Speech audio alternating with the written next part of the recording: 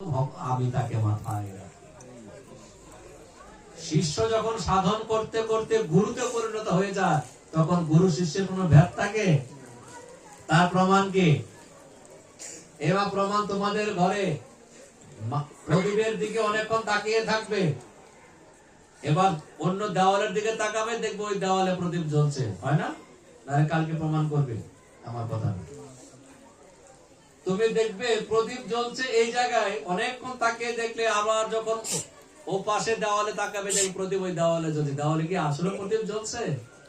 তোমার দেহ, মন, প্রাণ, ইন্দ্রিয়, চক্ষু, সমস্ত তত্ত্বটা ওই প্রদীপে নিহিত হয়েছিল বলে তুমি সর্বকিলত ব্রহ্ম সবকিছু প্রদীপ প্রজ্বলিত হচ্ছে। শিষ্য যখন গুরু প্রদত্ত বীজ মন্ত্র, দীক্ষা মন্ত্র জপ করিতে করিতে তখন দেহটা গুরুময় হয়ে যায়। বাংলার মরমীয় মাতৃ সাধক রামপ্রসাদ কীর্তন করলেন, মনরে তুমি কৃষি কাজ জানো না, এমন মানব জমিন রইল পতিত হয়ে আবাদ করলে ফলতো শোনা।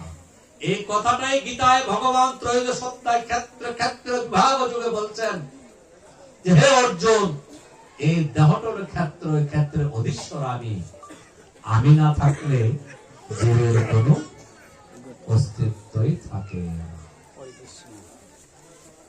তাই মা আমরা যে প্রসঙ্গটা ছিলাম, বাবা লোকনাথ বললেন, আরে বোকার দল, ধরিত্রী মা কৃষ্ণজিকে উপহার দিলেন মাটি। ও প্রভু, তুমি আমাকে মাটি করেছো, তুমি আমার পতি, তোমাকে আমি কি উপহার দিব? তো গঙ্গা জলে তো গঙ্গা পূজা হয়, কি বলেন?